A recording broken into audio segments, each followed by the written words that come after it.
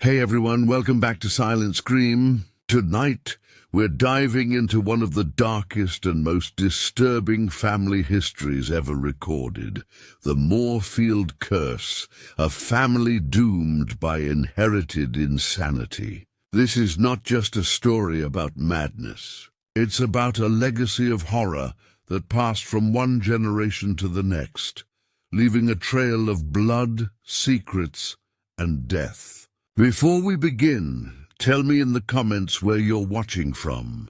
And don't forget to hit subscribe, because every detail in this story comes from months of research through real medical records, archived letters, and court documents that expose the terrifying truth behind the Moorfield name. The story of the Moorfield family begins in the early 1800s, in the rolling countryside of northern England, where wealth and respectability were everything. The Moorfields were a name spoken with admiration and envy, landowners of vast estates, patrons of the local church, and symbols of refinement. The family patriarch, Sir Reginald Moorfield, was a man of ambition, educated in London and known for his sharp mind and unmatched charm. To the outside world, he was a man blessed by fortune, one who built an empire from hard work and intelligence. But within the walls of Moorfield Manor there was an unease that servants whispered about when they thought no one could hear. Something in the bloodline of the Moorfields was wrong. The first rumors began long before the tragedies that would make the name infamous. Sir Reginald's father, Lord Alistair Moorfield, had died under peculiar circumstances, found in his study with a pistol in his hand and no note left behind. The official explanation was despair over financial pressures, but many believed it was something deeper.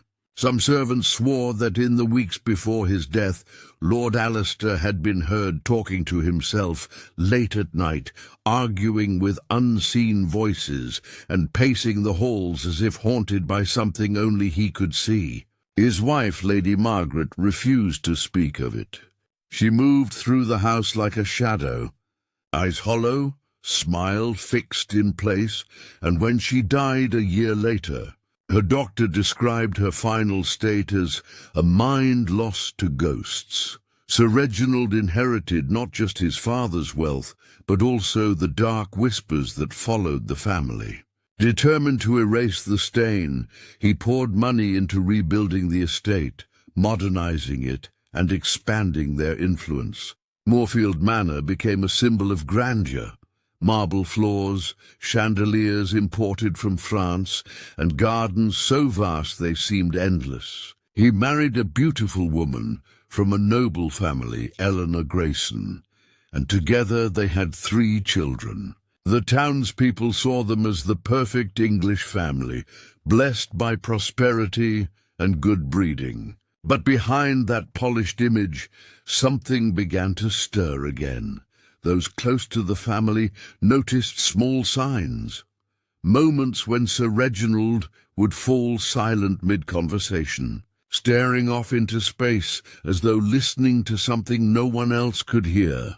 At other times, his temper would flare without reason, and he'd lock himself in his study for days. Eleanor tried to conceal these episodes, insisting to visitors that her husband was overworked, but her anxious manner betrayed her. Servants whispered that the same sickness that had taken Lord Alistair was returning, passed down like an invisible poison through the blood.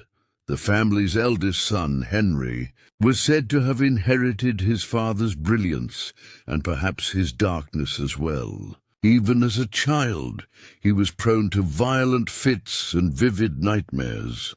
Tutors described his intelligence as extraordinary but unbalanced. By the time he was 10, strange incidents began occurring around the house, paintings falling from walls, mirrors cracking without cause, and eerie laughter echoing through empty rooms. Some said it was coincidence, others swore it was madness taking form. Eleanor grew increasingly fragile under the weight of it all. While Sir Reginald refused to acknowledge anything was wrong, the town's doctor, who had treated the family for years, recorded notes that were later discovered in the 1890s, long after the Moorfield name had been ruined. In one entry he wrote, "It is my belief that the ailment afflicting the Moorfields is not of the body, but of the mind, hereditary and progressive." Another note read, "There is a pattern here, one that suggests not mere melancholy, but a curse, an inheritance of insanity that deepens with each generation." By the time whispers of the Moorfield Curse began to circulate among the townspeople, the family had already begun its slow descent. The servants started to leave one by one, claiming to hear voices in the corridors at night. Visitors felt an oppressive heaviness in the manor, an unshakable feeling that something unseen watched them. Sir Reginald dismissed it all as superstition, but in his moments of solitude, he too began to question whether his family was marked by something he could never escape. Not fate, not chance, but blood itself. The curse of the Moorfields had taken root, and it was only a matter of time before it consumed them all. The death of Sir Reginald Moorfield marked the beginning of the family's visible collapse, though some would later say that the unraveling had started years before he ever drew his last breath. The official story was that he had suffered a sudden seizure in his study, collapsing over his desk late one stormy evening. But those who were close to the manor knew that the truth was far more unsettling. For weeks before his death, Reginald's behavior had grown increasingly erratic. He complained of hearing voices in the walls, whispers that called his name from empty rooms. Servants often found him awake at dawn, pacing the halls, muttering about shadows that followed him from room to room. He accused his wife of plotting against him, of poisoning his food, and once even ordered the butler to remove every mirror from the house. Claiming that they were watching, Eleanor tried to shield the children from his madness, insisting that their father was merely exhausted from work, but fear had already taken hold. The youngest son, Edward, began sleepwalking, his small frame wandering the corridors at night as if guided by something unseen. The eldest, Henry, started keeping a diary where he described the sickness of the mind that he feared would come for him next. The middle child, Clara, became withdrawn, refusing to speak for days at a time. The house itself seemed to grow colder, darker, as though it absorbed the madness that filled its walls. The night of Reginald's death became the stuff of legend in the nearby village. A thunderstorm had rolled in from the moors, shaking the windows of the manor. According to one servant's testimony years later, she heard shouting from the study, the judge's deep, panicked voice followed by a scream that did not sound entirely human. When they broke down the door, they found Reginald collapsed over his desk, his face pale and twisted in horror. The ink from his pen had spilled across a half-written letter to his wife. The last words were barely legible, scrawled with a trembling hand. "It speaks through me now. The doctor who examined the body could find no physical cause of death. His heart had stopped, yet there were no signs of stroke or poison." The official report listed sudden heart failure, but among the servants, the explanation was simpler. The curse had taken him. Eleanor locked herself in her bedroom for 3 days after the funeral, refusing food or company. When she finally emerged, her eyes looked hollow, her voice barely above a whisper. She began to speak of Reginald as though he were still alive, insisting that he visited her at night, standing at the foot of the bed, whispering that he was waiting for her.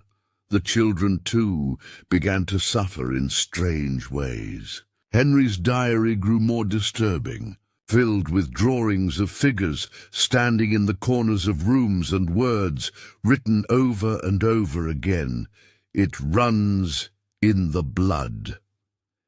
Edward grew fearful of the mirrors his father had once removed, claiming he could see faces behind his reflection.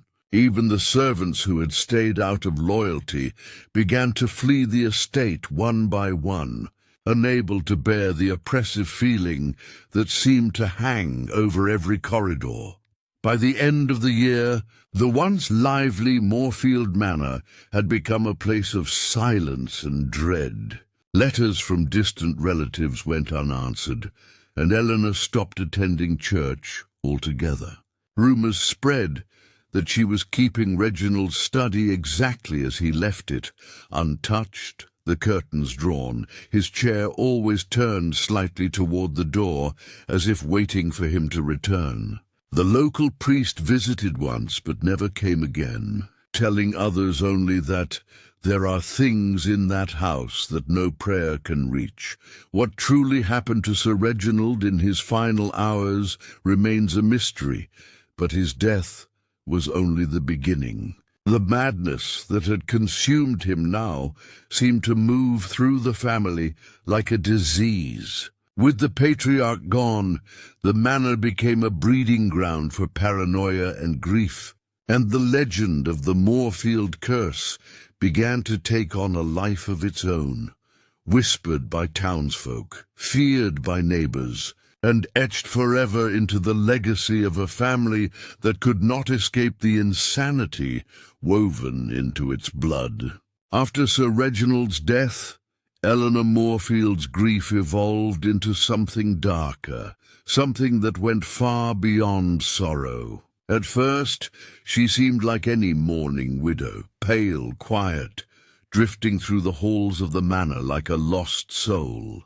But soon, her behavior began to change in ways that made even the servants afraid to look her in the eye. She started speaking to empty chairs at the dinner table, setting places for her late husband as if he might walk in at any moment. She kept the curtains closed, claiming that sunlight made her dizzy and forbade anyone from entering the West Wing, where Reginald had died. At night, she would light candles throughout the house and whisper to the shadows, saying she could hear her husband's voice calling from beyond the veil. At first, the townspeople pitied her. They said grief could twist the mind, especially a woman's, and that time would heal her sorrow. But time only made her worse. She became reclusive, refusing to attend church or speak to the vicar. When he came to offer condolences, she told him coldly that the church had no power over what lived in her house. Some said she had begun studying books she found in her husband's study, texts written in Latin and old medical journals that spoke of the mind as a vessel of energy, something that could be broken and passed down. Others whispered that she had found something else entirely, a collection of letters written by Reginald's ancestors, each one describing similar episodes of madness, dating back generations. It was around this time that Eleanor began referring to the inheritance. She would tell her children that they carried more than wealth in their veins, that there was something inside them they must learn to control before it consumed them. Clara, the middle child, later told a maid that her mother would stare into the mirror for hours, repeating, "It's in the eyes. It always starts in the eyes." One evening, Eleanor called all three of her children into the parlor and made them recite a strange promise: to never marry, to never have children of their own, and to never speak of what they saw or heard in that house. When Henry asked why, Eleanor's only answer was, "Because the curse grows stronger when the blood spreads." As the months passed, her delusions deepened. Servants reported hearing laughter echoing through the halls when Eleanor was alone. Once she was found in the garden at dawn, barefoot, covered in dirt, digging frantically with her hands as if trying to unearth something buried there. When questioned, she said she was looking for the root. After that night, her children began to fear her more than they feared the house. Henry locked himself in his room for days at a time, writing obsessively in his diary. Clara stopped speaking altogether, and Edward started sleeping under his bed, saying he felt safer closer to the ground. Eventually, word of Eleanor's instability spread beyond the manor. Distant relatives came to visit, hoping to convince her to leave the estate and seek treatment, but she refused to go. She told them the curse belonged to the land, and that leaving would only let it follow her. When they insisted, she flew into a rage, screaming that they would never understand because they hadn't heard the voices. The relatives left and never returned.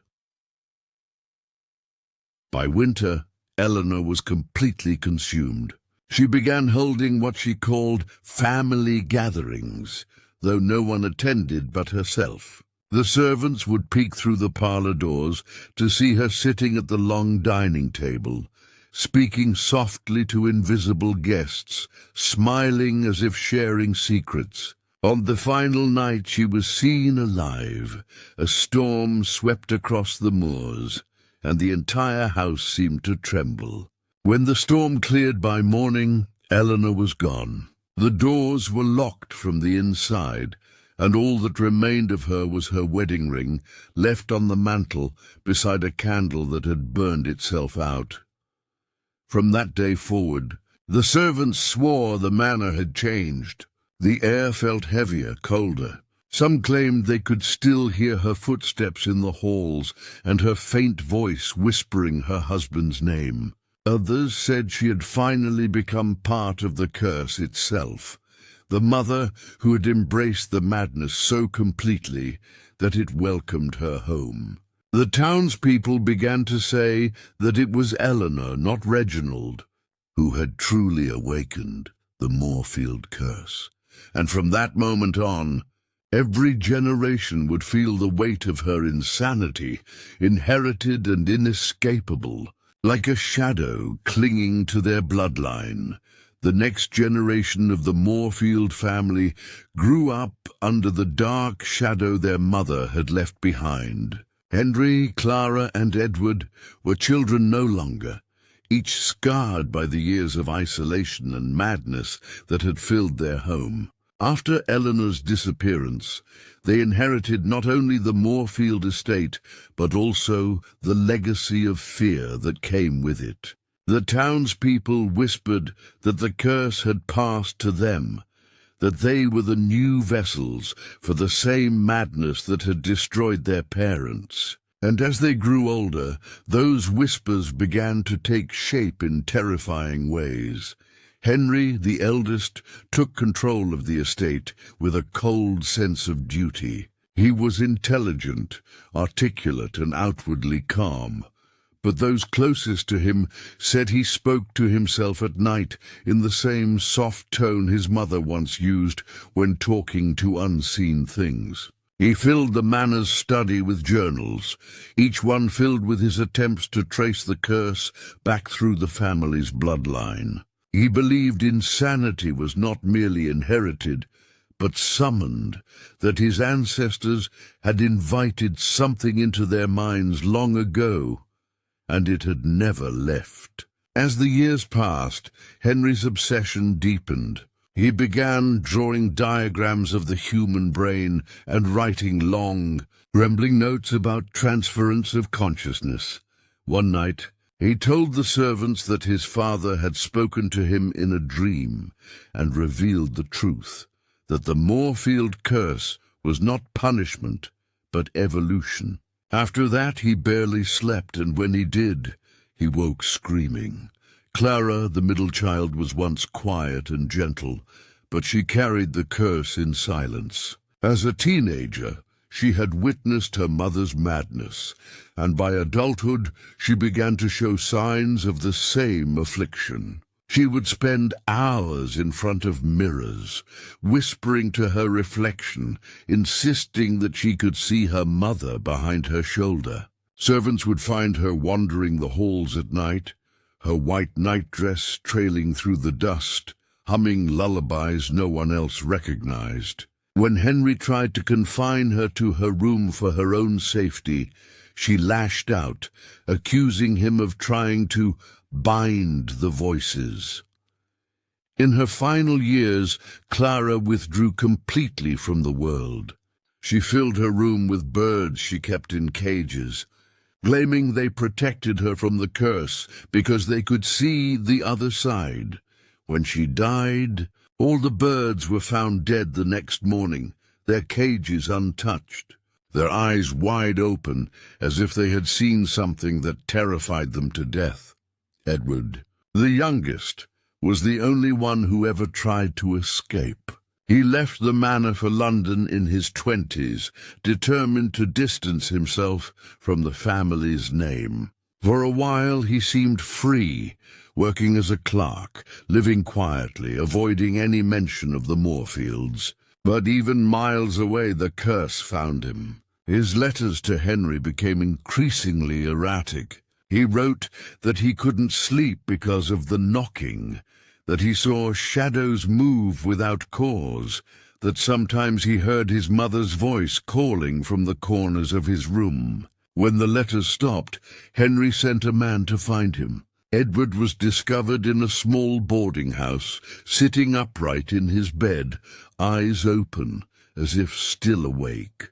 The doctor's report said it was heart failure, but those who saw the body swore there was a faint smile on his face, the same smile Eleanor had worn in her final days. By the time Henry and Clara were gone, the Moorfield bloodline was reduced to whispers and rumour. The servants who remained at the manor said they could hear footsteps on the upper floors long after the family had vanished. Some claimed they saw faces in the windows at night. Others swore the portraits of the Moorfields seemed to follow them with their eyes. The townspeople refused to go near the estate. They said it was cursed not by demons, but by its own blood, a madness that was born from within and grew stronger with every generation. In the end, the second generation of the Moorfield family proved the curse was not just legend. It was real, alive and inherited, passed through the blood like a disease, twisting the mind until sanity collapsed under the weight of memory and guilt. Henry, Clara, and Edward never stood a chance. They were born with it inside them, like a sleeping serpent that woke one by one, consuming them just as it had their parents. And when they were gone, only the echo of their madness remained, etched into the walls of Moorfield Manor, waiting patiently for the next heir to return. The years that followed the deaths of Henry, Clara, and Edward Moorfield were filled with silence and decay. The once grand manor, with its sprawling gardens and marble halls, began to rot from within. Dust covered the portraits of ancestors, whose eyes seemed to glimmer faintly even in darkness, and ivy crawled up the outer walls as if trying to consume the estate whole. The few servants who had remained eventually fled, leaving behind their belongings and wages, terrified by the strange noises that echoed through the empty rooms. They claimed to hear soft footsteps above them at night, though no one lived there anymore. The air inside grew cold, heavy and still, a house waiting for its next victims. Stories began to spread among the townspeople about what went on behind the locked gates of Moorfield Manor. Farmers who passed by late at night swore they saw flickering candlelight in the windows, and some even said they could hear piano music drifting from the drawing room, the same tune Clara had been known to play before her mind slipped away. Others claimed the bell in the manor's old chapel rang by itself every October on the anniversary of Eleanor's disappearance. It became a place of dread, a curse whispered to frightened children. "Disobey your parents, and the Moorfields will come for you." But behind the stories and superstitions, there was something deeper, something real. In 1894, nearly half a century after the last Moorfield heir died, a new owner purchased the property, a doctor from London named Alaric Thorne. He was fascinated by the history of the family and believed the tales of insanity were rooted in hereditary illness, not the supernatural. He planned to use the manor as both his home and a private study for his research into mental disorders. But it wasn't long before he began to question his own sanity. The doctor's journal, discovered years later, described nights filled with unexplained sounds, doors opening by themselves, and a recurring dream of a woman standing at the end of his bed, whispering, "You shouldn't have come." Thorne's entries grew more frantic with each passing month. He wrote that he had started to see faces in the mirrors, not his own, but those of the Moorfields, and that sometimes his reflection smiled when he did not. The final entry simply read, "It's not madness in the blood. It's something else entirely." When neighbors noticed that the doctor hadn't been seen for weeks, they alerted the constable. The manor was found abandoned again, the front door ajar, and all of Thorne's research scattered across the floors of the study.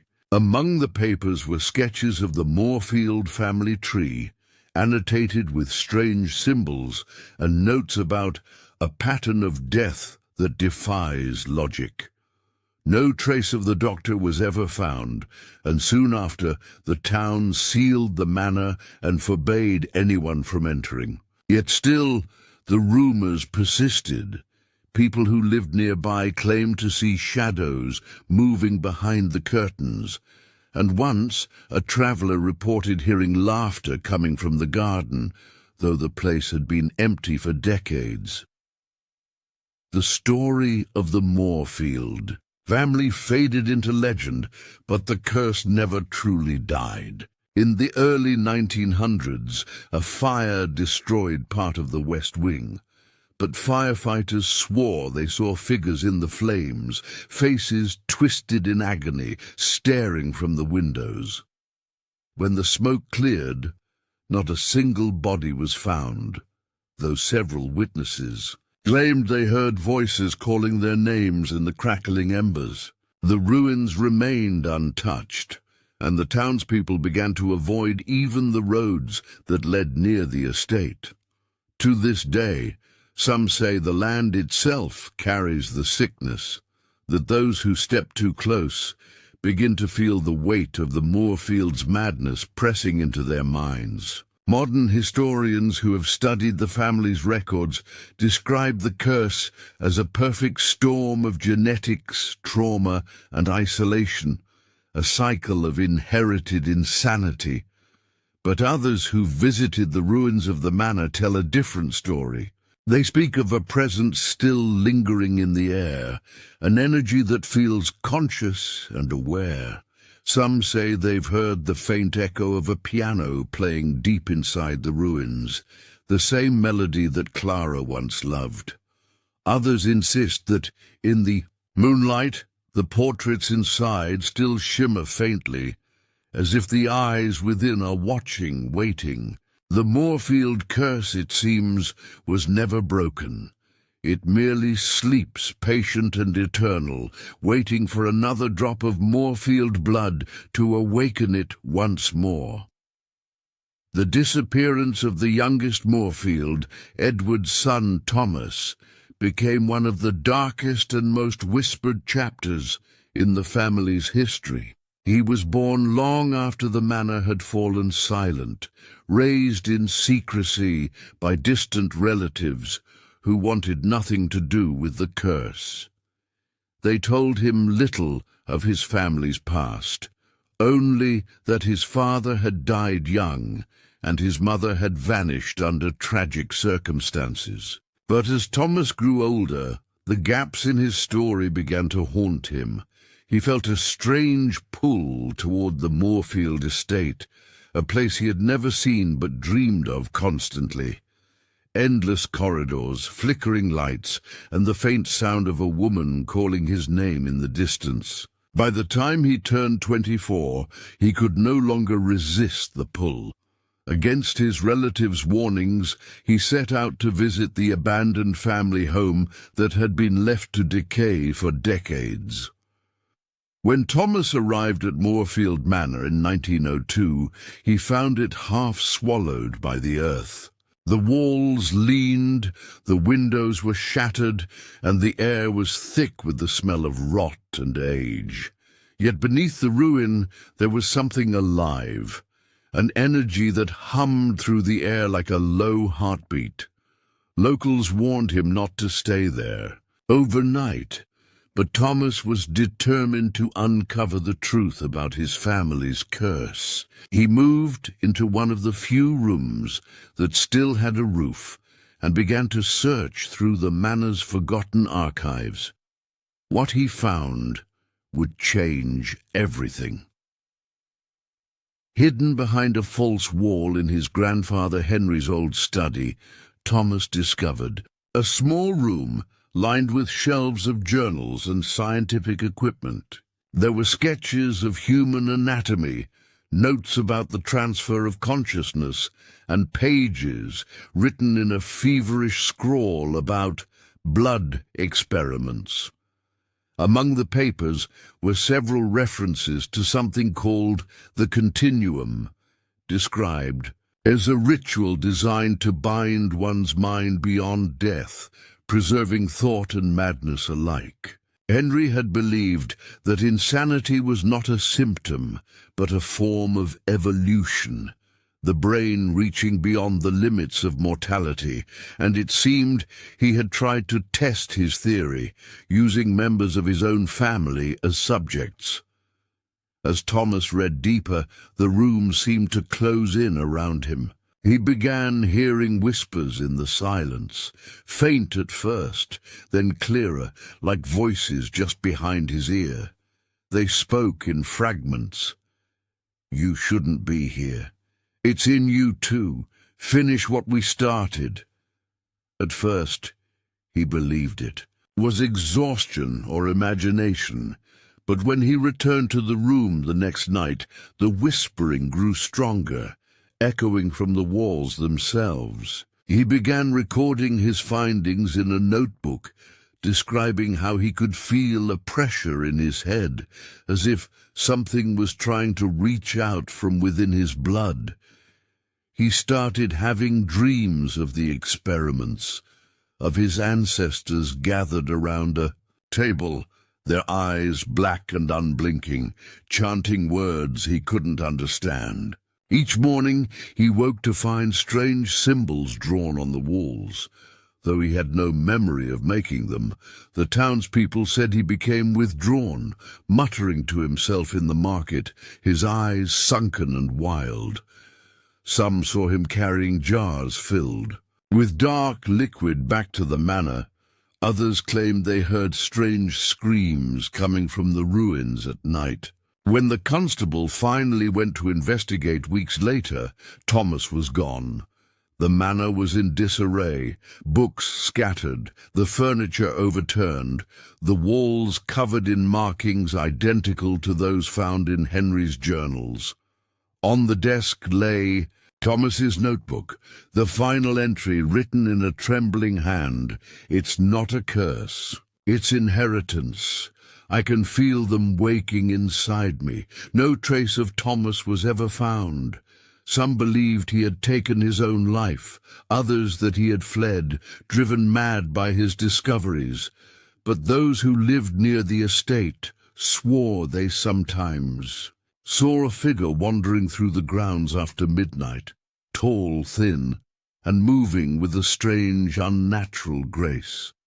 The few who dared to approach said the man's eyes glowed faintly in the dark, and when they called out to him, he would vanish into the mist. To this day, locals say the Moorfield bloodline ended with Thomas, but the curse did not.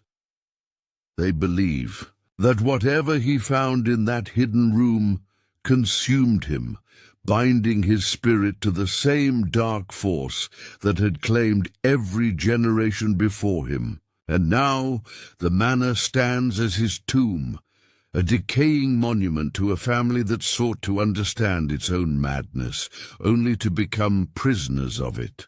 The connection between the Moorfield family and the forgotten asylum at Raven's Hollow was uncovered decades after Thomas's disappearance, and it revealed a truth even darker than the legends whispered by the townspeople. Raven's Hollow Asylum sat miles from the Moorfield estate, deep in the marshlands of northern England. Officially, it had been closed since the late 1800s after a fire destroyed its east wing, but before that, it had served as a private institution for the wealthy, a place where families could hide their shame behind locked doors and medical jargon. Among the asylum's few surviving documents, researchers found a series of ledgers bearing the name Dr. Aldous Crane, a physician specializing in hereditary mental disorders. His notes mentioned one particular patient admitted under a false name in 1857, E.M., female 34, symptoms, auditory hallucinations, compulsive rituals, and violent mood swings. Many believed this was Eleanor Moorfield herself. Dr. Crane's writings hinted that he had been in correspondence with her husband before his death, studying the family's lineage as a unique case of genetic instability. He described the Moorfields as a line touched by brilliance and madness in equal measure. But his fascination went far beyond medicine. In his later journals, his tone shifted from scientific observation to near religious awe. He wrote about a shared consciousness that transcends time, and suggested that the Moorfield condition was not a sickness, but an awakening, the unlocking of some ancient, inherited memory. What began as clinical research slowly became an obsession. Dr. Crane began performing experiments that blurred the line between treatment and ritual, using sound, isolation, and hypnosis to coax the ancestral mind to the surface. His patients screamed for days before falling silent. It was said that the doctor built a secret ward in the basement of Raven's Hollow, accessible only through a concealed passage behind his office. Local workers later found evidence of chains, mirrors, and surgical instruments covered in soot, all arranged in patterns resembling the symbols drawn in Henry Moorfield's journals. One of the surviving attendants' testimonies claimed that Dr. Crane received monthly letters sealed with the Moorfield crest. He believed they were from Eleanor's son Henry, who funded the experiments in hopes of curing, or perhaps understanding, the curse that plagued his family. The doctor's final recorded experiment, dated October 13, 1863, described an attempt to split the inherited madness from the host mind using electrotherapy and chanting in an ancient language transcribed from the Moorfield manuscripts. The entry ended abruptly with the words, "The voice is awake. It knows me." When the fire consumed Ravenshollow's east wing months later, Dr. Crane's body was never found. Officially, the tragedy was blamed on a malfunctioning furnace, but the survivors told a different story. They claimed that before the flames spread, they heard voices echoing through the halls. Hundreds of them, layered together, chanting the same rhythmic words that the doctor had written in his notes. The few who escaped swore they saw figures walking calmly through the smoke, unaffected by the fire, their faces blurred like wax melting in heat. After the asylum was sealed, the remaining patients were moved elsewhere, and all records were ordered destroyed. But the Moorfield name appeared again years later. When Thomas Moorfield returned to the manor and began his own experiments, using equipment strikingly similar to that described in Dr. Crane's notes. Some historians now believe the connection between the Moorfields and Ravenshollow was not coincidence, but design. The doctor had become part of the family's dark legacy, his research merging science and superstition until the two were indistinguishable. Others speculate that Crane himself may have descended from a distant Moorfield branch, his obsession an echo of the same inherited madness he sought to understand. The most disturbing discovery came in 1923, when a team excavating the ruins of the asylum found a rusted iron door buried under debris. Behind it was a single cell untouched by the fire. Inside lay a scorched medical cot, several unbroken glass jars filled with preserved tissue samples, and a small wooden box engraved with the Moorfield crest. When the box was opened, it contained only one item, a journal signed H.M. The first line read, "Dr. Crane was right. The blood remembers." That single sentence reignited belief in the curse and in the connection between the family and the asylum. Ravenshollow had not merely treated the Moorfields. It had become an extension of their disease, a place where madness had been studied, nurtured, and possibly given a voice. To this day, visitors to the asylum's ruins report hearing faint whispers through the crumbling walls, as if the experiments never truly ended. Some say the air still hums with the same strange energy that once filled Moorfield Manor, suggesting that whatever the doctor and the family awakened in their pursuit of understanding was never destroyed, only transferred, waiting quietly beneath the earth, feeding on memory and blood. The final heir to the Moorfield bloodline, Julian Moorfield, was born in 1918, long after the world had forgotten the name that once inspired fear across England. He grew up unaware of his cursed ancestry, raised in London by a governess who refused to speak of the past.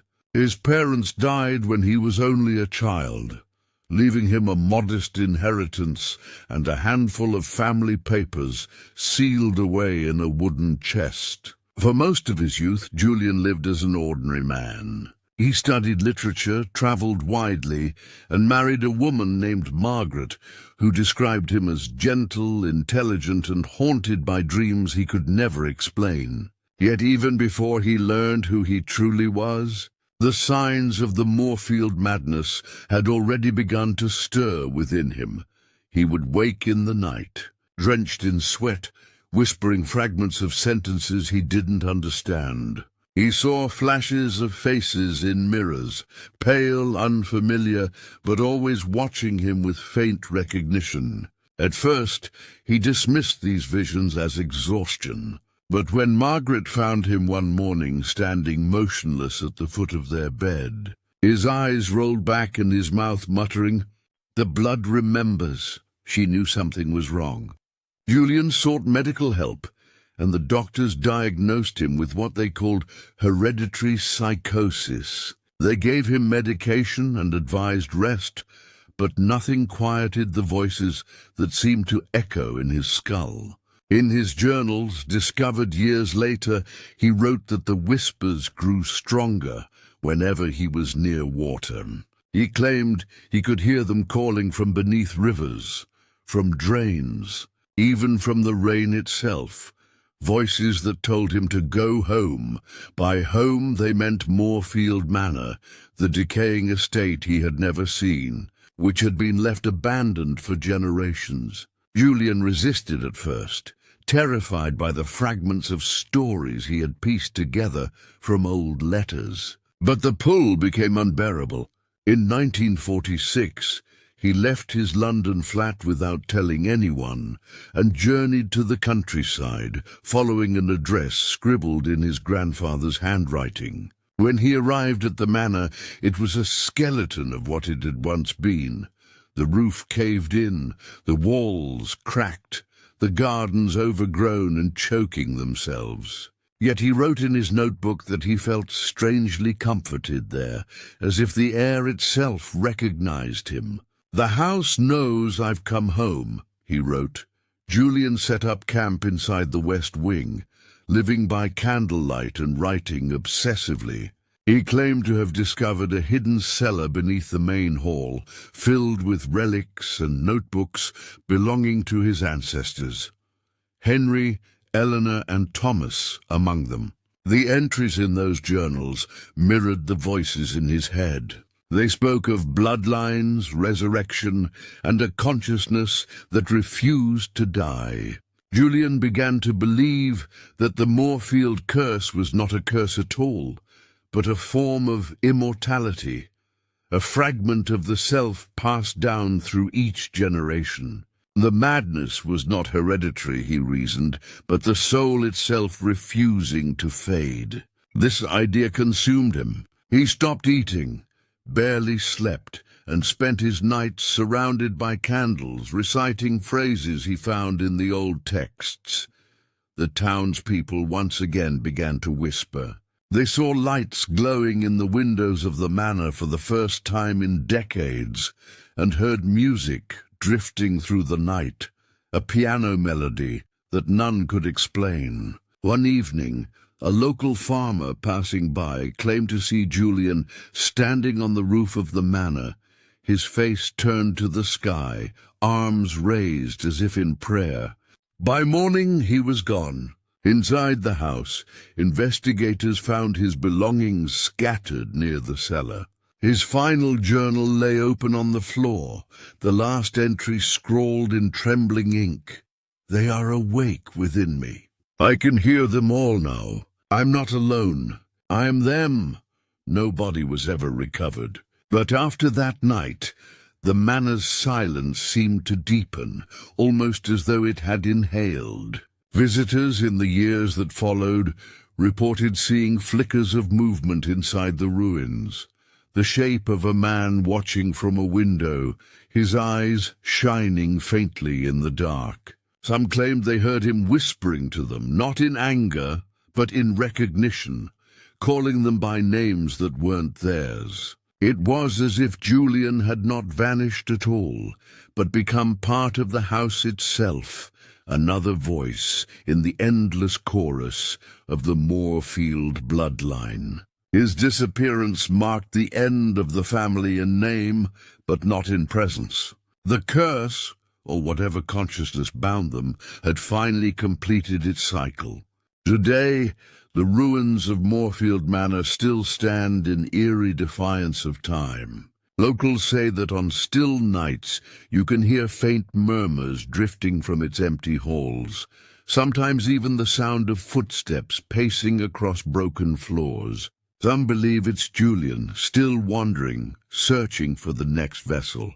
Others think it's all of them, the entire Moorfield lineage whispering together, bound forever by their inheritance of madness. Whatever the truth, one thing remains certain. The Moorfield blood did not die. It waits, somewhere in the dark, listening for the next heartbeat to carry it forward. The discovery of the Moorfield journals in 1978 reopened a chapter of history that many believed was long buried. A team of restoration workers had been sent to stabilize what was left of Moorfield Manor after a partial collapse threatened to swallow the ruins into the moorland. While clearing debris in what had once been the cellar, one of the men found a sealed iron box wedged behind a crumbling stone wall. Inside were dozens of notebooks wrapped in decaying cloth, each marked with initials belonging to different generations of the family: EM, HM, CM, and finally JM. The pages were brittle but intact. The ink faded, yet legible enough to piece together nearly 2 centuries of private confessions, experiments, and horrors. What they revealed was not merely the story of a cursed family, but the chronicle of a consciousness that seemed to pass from one Moorfield to the next, shaping their lives and deaths like a shadow stitched to their blood. The first journals, written by Eleanor Moorfield, detailed her gradual descent into what she called the inheritance of sight. Her words were filled with fear and fascination as she described seeing visions of her ancestors standing beside her reflection, whispering secrets in languages she couldn't comprehend. Henry's writings followed, colder and more analytical, attempting to document his mother's condition as if it were a scientific case. Yet as his entries continued, his objectivity crumbled. He began to describe his own hallucinations and the sensation of shared memory, moments in which he could recall events from before his birth. His final pages ended abruptly with a drawing of a spiral and a single phrase repeated dozens of times: "The blood remembers." Clara's entries were fragmented, often written in the margins of hymn books and old newspapers. Her handwriting changed wildly from page to page, sometimes delicate, sometimes violent. She wrote of the song beneath the silence that she heard in the house, the same melody that later generations would claim to hear through the ruins. Edward's notes were almost incoherent, scrawled during his final days in London, but they hinted at the same phenomenon: the feeling of being watched from inside his own reflection. Then came Thomas's journals, filled with accounts of his discoveries beneath the manor, and his obsession with the concept of the continuum. He described conducting experiments to prove that the Moorfield consciousness could survive death, claiming to feel his ancestors moving behind his eyes. His final entry ended in panic: "I am not alone in my thoughts anymore. I can hear them breathing." But the most chilling entries came from Julian, the last known Moorfield heir. His writings tied everything together. He referenced his ancestors' journals directly, analyzing their words and suggesting that their madness had been an awakening, that each generation had carried fragments of one mind attempting to reunite itself. He theorized that through blood, memory could persist, evolving with each new host. His final notes were less analytical and more personal, describing his physical transformation, sensations of heat in his veins, a distortion of time, and moments where he claimed he could see through the eyes of the dead. The last sentence of his final notebook was simple, written with calm precision: "I understand now. I'm the sum of all that came before." When historians and researchers studied the collection, they were divided. Some saw it as a tragic chronicle of hereditary psychosis, passed down and intensified through generations of isolation and trauma. Others believed something supernatural lingered within the pages, a pattern too precise to dismiss as coincidence. One professor who analyzed the ink markings and diagrams noted that the spiral symbol, drawn repeatedly across the centuries, matched ancient alchemical sigils representing the eternal cycle of the soul. After the journals were displayed at a small historical exhibition in the nearby town, strange reports began to circulate. Visitors claimed they felt dizzy standing near the glass cases. Some said they heard faint whispers, and a few even described seeing their reflections blink when they hadn't. The exhibition was closed within weeks, and the journals were locked away in an archive for preservation. But those who handled them say the air around the boxes still feels different, colder, heavier, almost alive. The discovery of the Moorfield journals didn't just preserve a forgotten history. It reignited the curse itself in the public imagination. People once again whispered the phrase that had haunted the family for generations: "The blood remembers." Whether those words were a warning, a truth, or a legacy of madness, no one could say for certain. But one fact remains undeniable. Even after death, the Moorfields continued to speak. Through ink and paper, through memory and blood, their voices refused to fade, leaving behind proof that some inheritances are far too powerful to escape.